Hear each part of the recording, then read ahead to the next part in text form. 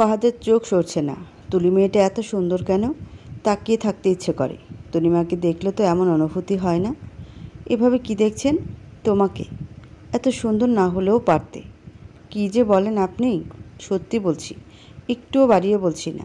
তাই বাড়িতে কি হয়েছিল? তখন অমন করে দৌড়ে চলে গেলেন। বাবা মারা গেছে। কি বলছেন? কিভাবে? সত্যি বলছি, বাবার খুন হয়েছে। কে? কিভাবে? সঠিক জানি না। তনিমা আর রঞ্জুর কাজ বোধ হয়। ওরা কেন মারবে? কারণ জানা নেই। তবে বাবা মারা গিয়ে অনেক ক্ষতি হয়ে গেল। কি ক্ষতি হয়েছে? বাবা চাইছিলেন সমস্ত সম্পত্তি আমার নামে লিখে দিবেন। বাউন্ডুলে রঞ্জুর জন্য কিছু রাখবেন না। কিন্তু এখন তো সেসব সম্ভব নয়। রঞ্জু জানতো সম্পত্তির ব্যাপারে? না, বাবা শুধু আমায় বলেছিলেন। হয়তো আড়ালে দাঁড়িয়ে সব কিছু শুনে নিয়েছিল। না রে, বাবার সঙ্গে গ্রামে গেছিলাম মাস 2 আগে। তখন এসব কথা হয়েছিল। রঞ্জুর জানার উপায় নেই। পুলিশ কি বলছে? পোস্টমর্টেমের রিপোর্ট না আসলে কিছু বলতে পারছে না। পুলিশরা অত সহজে খুনিকে ধরতে পারবে বলে মনে হয় না। ওদের নানান কাজ থাকে। একটা কেস নিয়ে পড়ে থাকার সময় কই? কি করবেন এখন? পুলিশ কাকে কাকে সন্দেহ করছে জানি না। তেমন কোনো কথা হয়নি। আমাকে ভুলে যাবেন না তো? না, কখনোই না। বাবার ব্যাপারে সমাধান হয়ে গেলে আমরা বিয়ে করে ফেলব। তনিমাকে ডিভোর্স দিয়ে দিলে হলো। মনে হয় না ও কোনো প্রকার ঝামেলা করবে। জানো তুলি, বাবা আমায় অনেক ভালোবাসতেন। ফাহাদের চোখ দিয়ে পানি গড়িয়ে পড়ছে। বাবার মৃত্যুর শোক সহ্য করতে পারছে না। তুলি ফাহাদের দিকে ঝুঁকে কাঁধে হাত রাখে। তুলি সান্ত্বনা পেয়ে ফাহাদের কান্না কয়েক গুণ বেড়ে যায়। তুলি পরিস্থিতি সামলাতে না পারে এদিক ওদিক তাকাতে থাকে। ফাহাদকে জড়িয়ে ধরে সান্ত্বনা দেওয়ার কোনো মানে হয় না। লোকটা উদ্দেশ্য খুব বেশি সুবিধার মনে হয় না। বেশ কদিন ফাহাদের থেকে দূরে দূরে থাকতে হবে। তারপর সময় বুঝে কেটে পড়তে হবে। পুলিশ টের পেলে আমাকেও সন্দেহের তালিকায় ঢুকিয়ে দেবে। এই জঘন্য চরিত্রের লোককে কে বিয়ে করবে? তুমি কি কিছু ভাবছো? হ্যাঁ ভাবছি, কিন্তু মেলাতে পারছি না। কি ভাবছো? বউ থাকতেও বাইরে পরকীয়া করতে হয় কেন? মানে? আরে মজা করলাম। ভাবছি আঙ্কেলের খুনের ব্যাপারে গোয়েন্দা ঠিক করার কথা বললে তখন কাউকে খুঁজে পেয়েছো নাকি? না, তেমন কাউকে পাইনি। তোমার পরিচিত কেউ আছে নাকি? তুলি ডানে বামে মাথা নাড়ায়। তারপর মুচকি হেসে বলে, ফাহাদ, তোমার বাড়িতে থাকা উচিত। এভাবে বাইরে বাইরে ঘুরলে সকলে সন্দেহ হবে। তাছাড়া পুলিশও তোমার উপর নজর রাখবে। পুলিশ কেন নজর রাখতে যাবে? কোনো কারণ ছাড়ে, সন্দেহের বশে। দেরি করো না, বাড়িতে ফিরে যাও। তোমাকে কোথায় নামিয়ে দেব? এখানে দিলেও হবে। সিএনজি করে বাড়ি ফিরে যাব। না না, তা কি করে হয়? হয়। তুলি গাড়ি থেকে নেমে পড়ে। হাত নাড়িয়ে ফাহাদকে বিদায় যান। ফাহাদ শুকনো মুখে গাড়ি ঘুরিয়ে বাড়ির দিকে রওনা দেয়।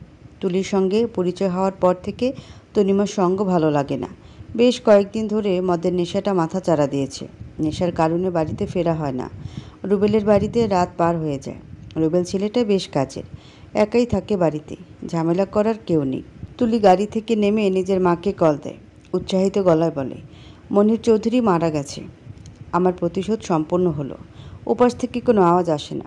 তুলি বিচলিত হয় না, মুচকি হেসে মোবাইলটা ব্যাগে রেখে দেয়। আজ অনেক কাজ করতে হবে।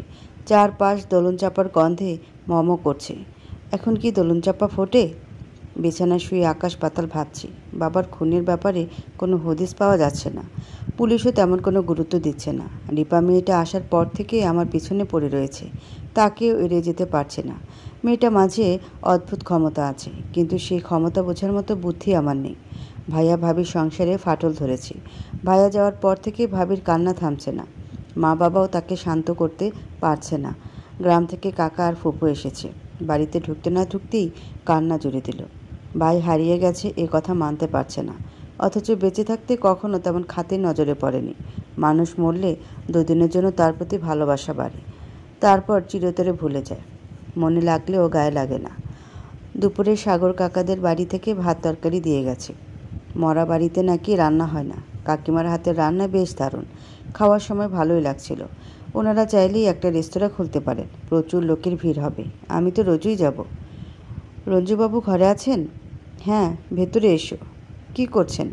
বিছানায় শুয়ে এপাশ ওপাশ করছি আর আকাশ পাতাল ভেবে চলেছি। এত কি ভাবছেন? আপাতত তোমার কথা চিন্তা করছি। তুমি কি সিরিয়াল দেখো? কোন সিরিয়াল? যে সিরিয়ালের নায়িকারা তাদের প্রিয় মানুষকে বাবু বলে ডাকে। না না, ওসব দেখার সময় নেই। আমার মনে হচ্ছে তুমি ওসব একটু বেশিই পছন্দ করো। সেজন্য আমার নামের শেষে বাবু শব্দটা লাগিয়ে রঞ্জুবাবু বলে ডাকো। এমা, কী সব বলছেন? শুধু রঞ্জু শুনতে কেমন কেমন লাগবে না, তাই বাবু বলি। একদমই কেমন কেমন লাগবে না। তোমাকে রিপা বাবু বললে কেমন শোনায়? রিপা বলতে হবে না, শুধু বাবু বললে হবে। রিপার লজ্জা পেয়ে চলে গেল। মেয়েটার মাথায় সমস্যা হয়েছে। আজকাল উদ্ভট আচরণ করছে, আগে এমন ছিল না। মানুষ চিন্তা এড়াতে এমন কাজ করে নাকি? ভাইয়া এখনও বাড়ি ফেরেনি। কোথায় কী করছে কে জানে। রাতে খাওয়ার সময় মনে পড়ল আগের দিন বাবাকে দেখেছিলাম। বাবা সোফায় বসেছিলেন, ভাবির দেওয়া পায়েসটুকু চেটেপুটে সাবার করছিল। কথাগুলো মনে পড়তেই চোখ জ্বালা করতে আরম্ভ করলো। পানি আসবে বোধ হয়। পরের দিন সকালে থানা থেকে কল এলো, বাবার রিপোর্ট আসতে আসতে দুপুর হয়ে যাবে। বাদশাহবাবু রিপোর্ট নিয়ে আমাদের বাড়িতে আসবেন। সকলকে বিকেল 3টায় বাড়িতে থাকতে বলেছেন। সকলকে কথাটা জানিয়ে এলাম। শরীর ছেড়ে দিচ্ছে, বিছানায় পিঠ এলিয়ে দিতে ঘুম চলে এলো। আজ আমি নিশ্চিন্ত, অনেক বেশি নিশ্চিন্ত। ঘুম ভাঙল ভাবির ডাকে। 3টে বেজে গেছে, দারোগাবাবু চলে আসার সময় হয়েছে। 3টে থেকে বসার ঘরে সোফার কোণায় বসে আছি। বাদশাহবাবুর আসার নামগন্ধ নেই। লোকটার কি সময়জ্ঞানের অভাব নাকি? 4টে বাজতে 2 মিনিট বাকি। তখন দারোগাবাবুর আসার সময় হলো। দেদার হেসে বলল, একটু কাজ পড়ে গিয়েছিল, সেজন্য দেরি হয়ে গেছে, কিছু মনে করবেন না যেন। ভাইয়ার ওনার কথা পছন্দ হলো না, কর্কশ গলায় বলল, আপনারা পুলিশের লোকেরা মনে করেন আমাদের মতো সাধারণ মানুষের কোনো কাজ নেই। আমাদের সময় নষ্ট করলে কিছু হবে না। ফাহাদ সাহেব রেগে যাচ্ছেন কেন? তাছাড়া আপনার বাবার কবরও হয়নি, এখনই কাজের চাপ থাকলে হবে? ভালো কথা মনে করিয়েছেন। বাবার লাশ ফেরত দিবেন কখন? আমাদের তো জানাজার ব্যবস্থা করতে হবে। কাল সকালেই পেয়ে যাবেন। এই ধরেন 8টার মধ্যেই। অনেক কিছু তদন্ত করতে হয় তো, বুঝতেই পারছেন। আচ্ছা, এই দুজনকে? ওনারা আমাদের কাকা আর ফুফু। ও আচ্ছা, কি নাম আপনাদের? জি, আমার নাম মিজান, আর আমার বোনের নাম মনিরা। বাহ, আপনাদের কয় ভাই বোনের নামের শুরুটা ম দিয়ে? দারুণ ব্যাপার। ভাইয়ের সাথে কেমন সম্পর্ক ছিল? ভাই বোনের মধ্যে মনোমালিন্য হবে, এটাই স্বাভাবিক। তবে যাই হোক না কেন, রক্তের সম্পর্ক তো। আচ্ছা, শেষ কবে দেখা হয়েছে ওনার সাথে? দেখা হয়েছে তা বেশ কয়েকদিন হলো। এই মাস দুয়েক। গ্রামের বাড়িতে গেছিলেন তখন? ফাহাদও সঙ্গে ছিল। আচ্ছা, এরপরে আর দেখা হয়নি? না, আমরা হচ্ছি কাজের মানুষ, শহরে বেড়ানোর সময় কই। তা বটে। আপনার বোন কোনো কথা বলছে না কেন? কি আর কম, ভাই হারাইছি, ভাষাও ভুইলা গেছি। আচ্ছা, ফাহাদ বাবু গাড়ি করে কোথায় গিয়েছিলেন? আপনাকে কে বলল আমি কোথাও গিয়েছিলাম? পুলিশের কাছে এসব খবর থাকে, বলুন না কোথায় ছিলেন। এত ইতস্তত করছেন কেন? কাজ ছিল, সমস্ত কাজের কৈফিয়ত আপনাকে দিতে হবে নাকি? না না, তা কখন বললাম? আসলে আপনার বাবার মৃত্যু হয়েছে দম বন্ধ হওয়ার জন্য। সোজাভাবে বলতে গেলে ওনাকে শ্বাস রোধ করে মারা হয়েছে। তবে ওনার রক্তে সামান্য পরিমাণ আর্সেনিক পাওয়া গেছে। মরার জন্য যথেষ্ট না হলেও মৃত্যুর কারণ হতে পারত। আপনার কথা বুঝতে পারলাম না। বাদশাহবাবু মুচকি হাসলেন। হাসির মাঝে অসংখ্য রহস্য লুকিয়ে আছে। বাবাকে মারার পেছনে কার হাত থাকতে পারে? আমার বিষয়তেও ওনার মৃত্যু হয়নি। রঞ্জু সাহেব, কিছু ভাবছেন নাকি? না, কিছু না। আপনাদের তদন্ত কত দূরে গিয়েছে? হত্যার কারণ বুঝতে পারছি না। কারো কাছে শক্তপোক্ত উদ্দেশ্য পাওয়া যাচ্ছে না। মানে? কিছু না। আপনাদের সকলের সঙ্গে আলাদাভাবে কথা বলতে চাই, ব্যবস্থা করুন। বাদশাহবাবুর কথা মতো গেস্ট রুমের তালা খোলা হলো। ওই ঘরে গিয়ে ওনার সঙ্গে কথা বলতে হবে। ভাইয়া বেশ বিরক্ত হচ্ছে, কিন্তু প্রকাশ করতে পারছে না। বাদশাহবাবু হেলদোল নেই, খাটের কোণায় পায়ের উপর পা তুলে বসে আছে। ভাবি ভীতু গলায় বলল, প্রথমে আমি যাব। ভাইয়া আরও চোখে তাকিয়ে দেখল, মুখে কিছু বলল না। ভাবি এলোমেলো পায়ে ঘরের মধ্যে চলে গেল। ঘরে ঢুকে দরজা লাগিয়ে দিল। ভাইয়া সরু চোখে দরজার দিকে তাকিয়ে আছে। ভাবি তো আর দারোগা সাহেবের সঙ্গে একান্ত সময় কাটাতে যায়নি, তবুও এমন দৃষ্টির কারণ বুঝতে পারছে না। তনিমা, বসো বসো। না, ঠিক আছে, বলুন কি বলতে চান। অনেক সময় ধরে কথা বলতে হবে। দাঁড়িয়ে থাকতে থাকতে পায়ে ব্যথা হয়ে যেতে পারে। সোফার কোণায় বসে পড়ুন, ইতস্তত করবেন না। তনিমা সহজরে সোফার কোণায় বসে পড়ল। শরীর খারাপ লাগছে, গলাটা কেমন শুকিয়ে আসছে। একটু পানি হলে বেশ ভালো হতো। কোনো সমস্যা? না না, সব ঠিক আছে। তা বেশ। মনির সাহেবের সঙ্গে আপনার সম্পর্ক কেমন ছিল? খুব ভালো। আমাকে নিজের মেয়ের মতো ভালোবাসতেন, সব সময় আমার কথায় সায় দিত। আপনার কাছে খুন করার মতো কারণ নেই? না, নেই। শেষবার কী কথা হয়েছিল? বাবার জন্য পায়েস রান্না করেছিলাম, খুব তৃপ্তি নিয়ে খেয়েছিলেন। এটা যে শেষ খাওয়া হবে কিভাবে বুঝবো বলেন? মনে হচ্ছে নিজের বাবাকে হারিয়ে ফেলেছি। ফাহাদ বাবুর সঙ্গে কেমন সম্পর্ক আপনার? দাম্পত্য জীবন কেমন চলছে? এসব প্রশ্ন করছেন কেন? ব্যক্তিগত প্রশ্নের উত্তর দিতে ইচ্ছুক নই, দয়া করে এসব প্রশ্ন করবেন না। আচ্ছা, দুঃখিত। মনির সাহেবের সঙ্গে ফাহাদের সম্পর্ক কেমন? বাপ ছেলের মধ্যে মনোমালিন্য হয়? খুব ভালো। বলতে গেলে বাবার পছন্দের ছেলে। ফাহাদকে খুব ভালোবাসতেন। বাপ ছেলের মধ্যে কখনো মনোমালিন্য হয়নি। রঞ্জুর সঙ্গে কেমন সম্পর্ক ছিল? ভালোই। বাবার সঙ্গে তেমন কথা বলতো না, বাবাকে এড়িয়ে যেত। বাবাও ওর ওপর সন্তুষ্ট ছিলেন না। ওনার ভাই বোনের সঙ্গে কেমন সম্পর্ক? জানি না। ওনারা এ বাড়িতে আসতেন না। কালে ভদ্রে এলেও দুপুরের পরে চলে যেতেন, রাতে থাকতে দেখিনি। বাবা মাঝে মধ্যে গ্রামে যেতেন, সেখানে 2-1 রাত কাটিয়ে আসতেন। আপনার মা বাবার এখানে আসা যাওয়া করেন? মাঝে মধ্যে আসেন, 2-4 দিন থেকে চলে যান। আপনার বিয়ে হয়েছে কতদিন? প্রায় 3 বছর। আপনি এখন যেতে পারেন, রঞ্জুকে পাঠিয়ে দিবেন।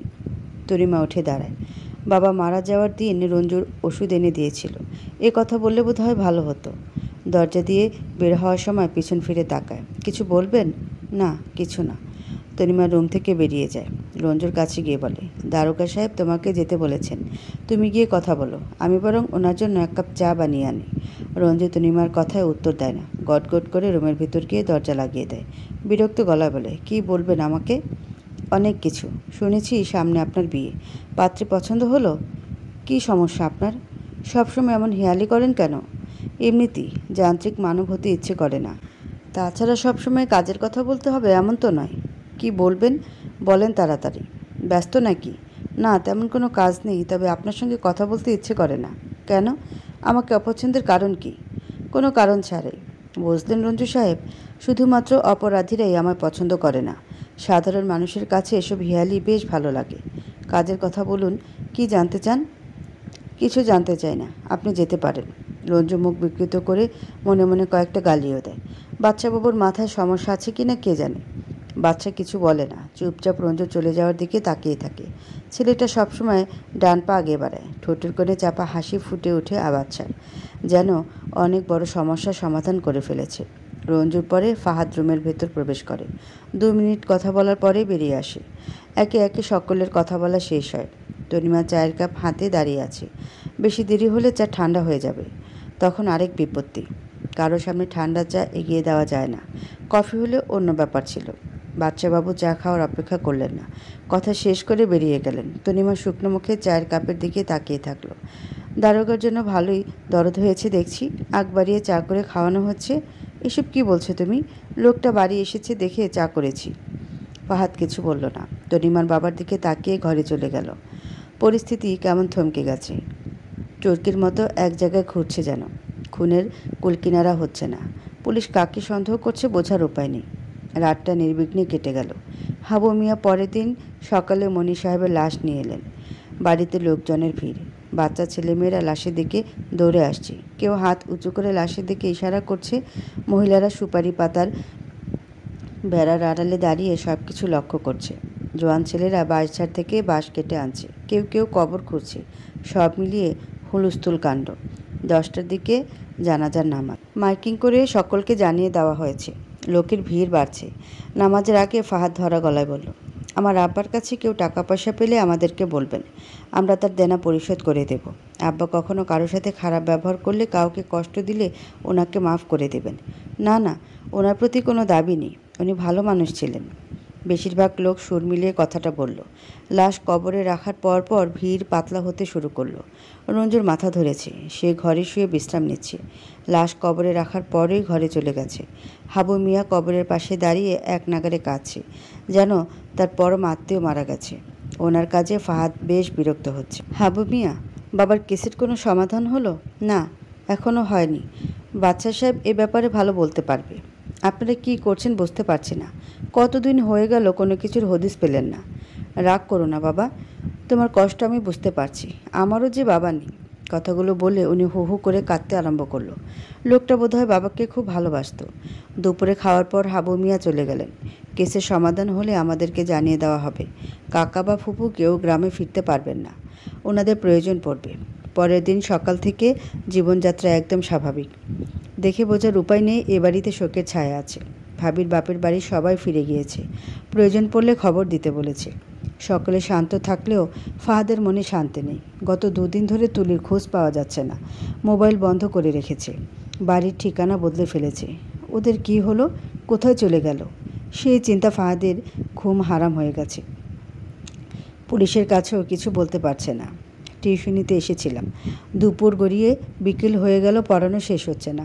বাবার মৃত্যুতে বেশ কদিন পড়াতে আসেনি, সেজন্য আজ একটু বেশি বেশি পড়াতে হচ্ছে। কাল নাকি সিয়ামের পরীক্ষা, সব কিছু দেখিয়ে দিতে হবে। ওর মা এসে বলে গিয়েছে কোথায় কোথায় সমস্যা হচ্ছে। খালি হাতে আসেনি যদিও, প্লেট ভর্তি নাস্তা সাজিয়ে নিয়ে এসেছিল। পড়ানো শেষ হতে বিকাল 5টা বেজে গেল। ওদের বাড়ি থেকে বেরিয়ে দেখলাম রিপা দাঁড়িয়ে আছে, কারো জন্য অপেক্ষা করছে বোধ হয়। এ কি রঞ্জু সাহেব, আপনি এখানে? হ্যাঁ, এই তো এই বাড়িতে পড়ানো ছিল। তুমি এখানে কি করছো? ফেরদাউসের জন্য অপেক্ষা করছি। কেন যে দেরি করছে কে জানে। রিপার মুখে ছেলেদের নাম শুনে চমকে উঠলাম। অন্যরকম অনুভূতি হতে লাগলো। তরল গলায় বললাম, কে এসে? তোমার বন্ধু নাকি? হ্যাঁ, খুব ভালো বন্ধু। আচ্ছা, আমি তাহলে এখন যাই, একটু কাজ আছে। একটু দাঁড়িয়ে যান, একা একা দাঁড়িয়ে থাকতে ভালো লাগছে না। আমি দাঁড়িয়ে থাকলে তোমার বন্ধু কিছু মনে করতে পারে, তা কি উচিত হবে? আরে কিছু মনে করবে না, সে তো আপনার সঙ্গে পরিচিত হওয়ার জন্য পাগল। আমি তেমন কেউ না। দূর, চুপ করে দাঁড়ান। ওই তো ও চলে এসেছে। শ্যামলা চেহারার একটা মেয়ে এসে আমাদের পাশে দাঁড়ালো। রিপা এগিয়ে গিয়ে মেয়েটিকে জড়িয়ে ধরল। আলিঙ্গন শেষে আমার দিকে ইশারা করে বলল, এই হচ্ছে রঞ্জুবাবু, আপুর দেবর। মেয়েটা মুচকি হেসে বলল, আমি জান্নাতুল। ভাইয়া কেমন আছেন? জি ভালো, আপনি কেমন আছেন? প্রত্যুত্তরে মুচকি হাসলো, কোনো কথা বলল না। রিপা ইচ্ছে করে মেয়েটার নাম ঘুরিয়ে বলেছে। বেশ কিছুক্ষণ গল্প করার পর জান্নাতুল চলে গেল। রিপা উত্তেজিত হয়ে বলল, কেমন লাগলো ওকে? বেশ ভালো। আর আমাকে? খারাপ না। ও আচ্ছা।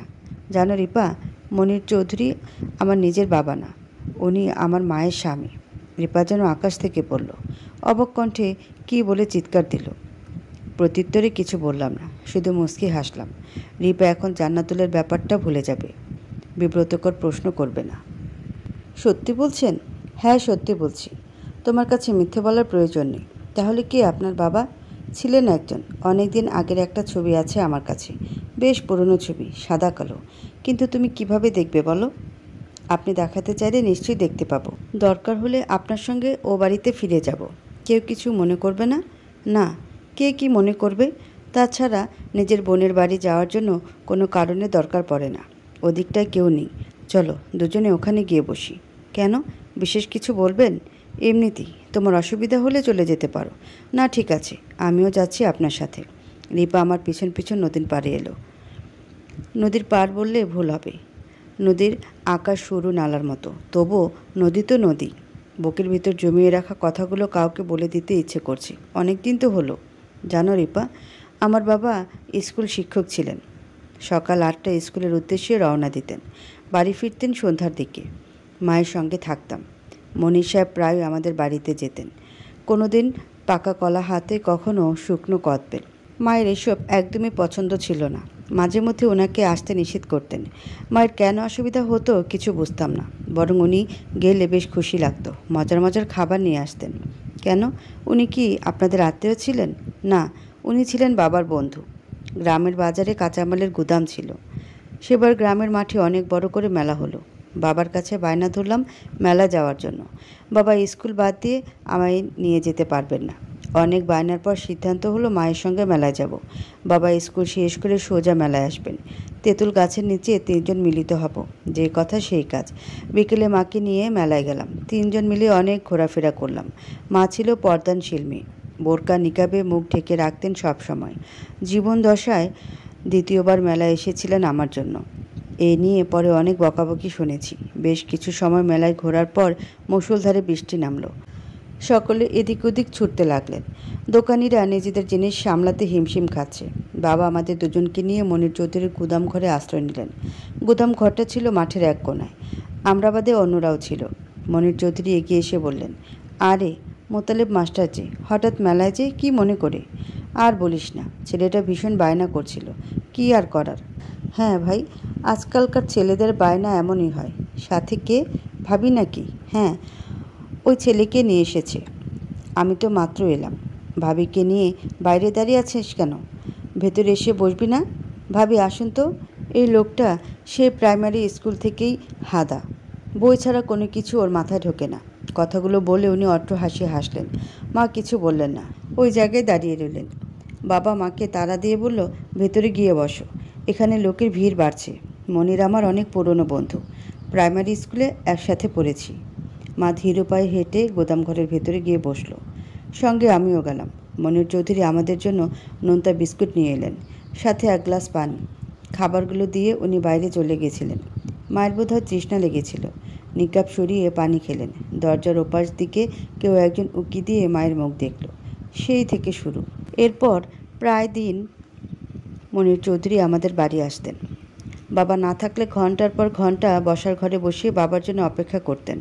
মা প্রচণ্ড বিরক্ত হতেন, কিন্তু মুখে কিছু বলতেন না। কখনো সখনো মুখের উপর বলে দিতেন, বাবা না থাকলে যেন উনি না আসে।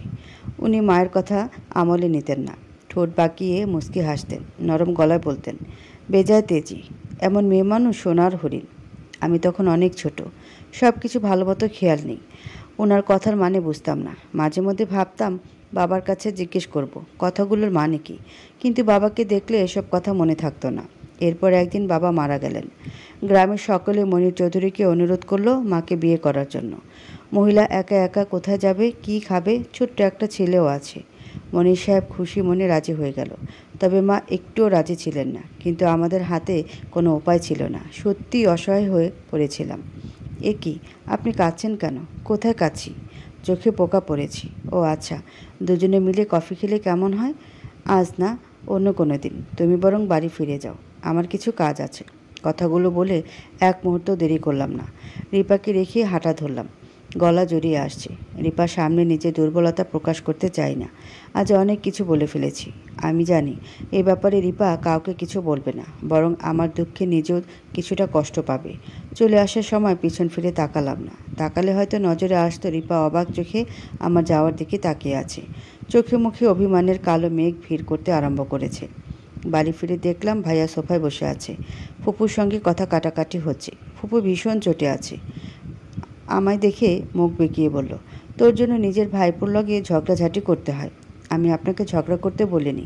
তাছাড়া আমি তো বাড়িতে ছিলাম না, মাত্র এসেছি। কী নিয়ে ঝগড়া হচ্ছে তাও জানা নেই। 10 ক্লাস লেখাপড়া করে নিজেকে অনেক বড় হনু ভেবে ফেলেছিস, বড়দের মুখে মুখে তর্ক করিস। তর্ক করছি না। ফুপু হাওমাও করে কান্না জুড়ে দিল। ফুপু কান্না শুনে কাকা বেরিয়ে এলেন। হয়তো ঘরে বসে বিশ্রাম নিচ্ছিলেন। কি হয়েছে রে মনিরা, ভর দুপুরবেলা ঝগড়া করছিস কেন? এখন কি দুপুর আছে? ঝগড়া করি কপালের দোষী।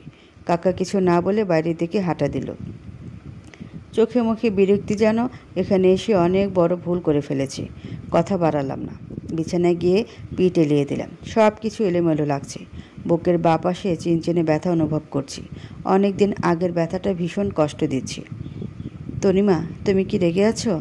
না, কার উপর রাগ করব? নিজের স্বামীর উপর রাগ করার অধিকার আমার নেই। স্বামী হিসেবে তোমার যোগ্য হতে পারেনি, তাই না? বলো। না, তেমনটা কখন বললাম? আপনার পাশে আমাকে মানায় না। সহজ কথাটা বুঝতে দেরি করে কী লাভ? ভালোই কথা শিখেছ। ভালো খারাপ জানি না, তবে সত্যটা মেনে নিতে শিখেছি।